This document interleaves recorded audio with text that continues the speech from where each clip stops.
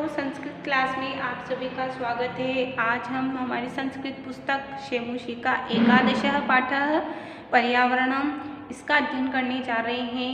यह पाठ हमारे पर्यावरण से संबंधित है, तो आज हम इस पाठ में पर्यावरण के बारे में चर्चा करेंगे। तो इससे पहले हम पाठ परिचय करते हैं। प्रस्तुतोऽयं पाठ्यांश पर्यावरण विषयकः लघु निबंधो अस्ति। प्रस्तुत यह पाठ पर्यावरण विषय पर एक लघु निबंध है। अत्याधुनिक जीवनशैल्यां प्रदूषण प्राणिनां पुरतः अभिशाप रूपेण समायातम्। अत्यधिक आधुनिक जीवन शैली में प्रदूषण प्राणियों के सामने अभिशाप के रूप में आया है। अर्थात आजकल की नई जो जीवन पद्धति है, इसमें प्रदूषण प्राणियों के सामने अभिशाप के रूप में आया है। नदीनां पारे मलिनं संजातम, नदियों का जल गंदा हो गया है।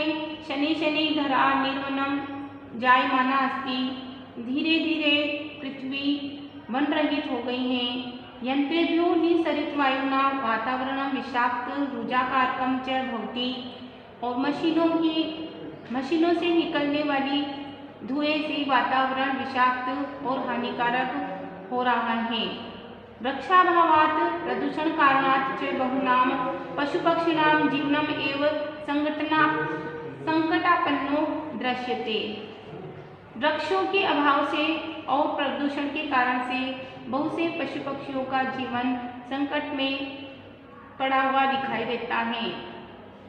वनस्पतीनां अभावदशायां न केवलं वन्यप्राणिनाम् अपितु अस्माकं समेषाम् एव जीवनं स्थातुं नैव शक्यते। वनस्पतियों के अभाव की दशा में न केवल वन्य जीवों का बल्कि हमारे सभी का जीवन संभव नहीं हो सकता है, जीवन नहीं रह सकता है, हम जीवित नहीं रह सकते हैं। पादपाः अस्मभ्यं न केवलं शुद्ध वायु में यच्छन्ति। पेड़ हमको न केवल शुद्ध हवा ही देते हैं, अपितु ते अस्माकं कृते जीवने, बल्कि वे हमारे लिए जीवन में उपयोग के लिए पत्ते, फूल, फल, लकड़ियाँ और औषधि और छाया देते हैं। अस्मात् हेतौ अस्माकं कर्तव्यम् अस्ति यत् वयं वृक्षारोपणं, तेषां संरक्षणं, जलसुचिताकरणम्, ऊर्जायाः संरक्षणम्, उद्यान तडागादीनां शुचितापूर्वकं पर्यावरण संरक्षणार्थं प्रयत्नं कुर्यामः। कि हमारे लिए हमारा कर्तव्य है कि हम सब वृक्षारोपण और उनका संरक्षण करें, जल शुद्धि करें।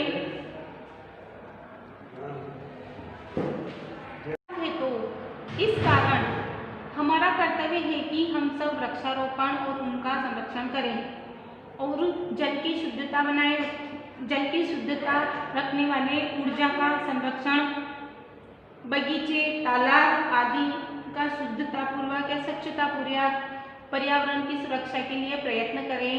अनेनैव अस्माकं सर्वेषां जीवनम् अनामयं सुखावहं च भविष्यति। अनेनैव इससे ही अस्माकं सर्वेषां जीवनम्, हम सभी का जीवन अनामय और सुखी होगा। प्रकृति पाठ शुरू करते हैं। प्रकृति ही सर्वेषां प्राणिनां संरक्षणाय यतते। प्रकृति सर्वेषां सब प्राणियों की संरक्षणाय रक्षा के लिए यतते प्रयत्न कर रही हैं। कि प्रकृति सभी प्राणियों की रक्षा के लिए, सुरक्षा के लिए प्रयत्न करती है। इयं सर्वान् पुष्णाति विविधैः प्रकारे सुख साधनेन च तर्पयति। इयं यह अर्थात प्रकृति सर्वान् पुष्णाति सभी का पोषण करती है या सबको पुष्ट करती है। विविधैः प्रकारे सुख साधने विभिन्न प्रकार के सुख के साधनों से तर्पयति हमें तृप्त करती है, और विभिन्न प्रकार के सुख के साधनों के द्वारा तृप्त करती है। पृथ्वी, जलम, तेजः, वायु, आकाशः च अष्टः प्रमुखानि तत्वानि। और प्रकृति के कौन से 5 तत्व बताए गए हैं? पृथ्वी, जल, तेज, वायु और आकाश इसके प्रमुख तत्व है। तान्येव तानि प्लस एव उससे ही मिलित्वा मिलकर पृथक्तया अथवा पृथकता से अस्माकं पर्यावरण रचयन्ति हमारा पर्यावरण का निर्माण होता है या रचना करते हैं। आव्रियते परितः समन्तात् लोकः अनेन इति पर्यावरण और पृथ्वी के जो चारों ओर का जो वातावरण है यही पर्यावरण कहलाता है। यथा जैसे अजात शिशु मातृगर्भे सुरक्षितः यथा जैसे अजात शिशु अजन्मा बालक या बच्चा जो पैदा नहीं हुआ है अजात शिशु कहलाता है। मातृगर्भे माता के गर्भ में सुरक्षित तिष्ठति रहता है कि जैसे अजन्मा बालक माता के गर्भ में सुरक्षित रहता है तथैव वैसे ही मानव मनुष्य पर्यावरण वृक्षों पर्यावरण की गोद में सुरक्षित रहता है। परिष्कृतं प्रदूषण रहितं च पर्यावरण अस्मभ्यं सांसारिक जीवन सुखं सद्विचारं सत्य संकल्पं मांगलिक सामग्रीं च प्रददाति। शुद्ध और प्रदूषण रहित पर्यावरण अस्मभ्यं हमको सांसारिक जीवन सुखम हमको सांसारिक जीवन सुख सद्विचार सत्य संकल्प और मांगलिक सामग्री प्रदान करता है। प्रकृति प्रकोपे ही प्रकृति के क्रोध से आतंकितो जनः आतंकित मनुष्य किम कर्तुं प्रभवति क्या कर सकता है।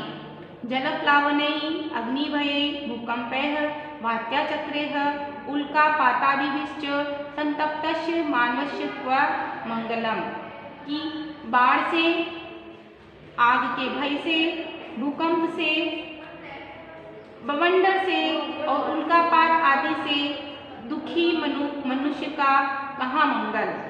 अतएव अस्माभिः प्रकृति रक्षणीया इसलिए हमारे द्वारा भी प्रकृति की रक्षा की जानी चाहिए।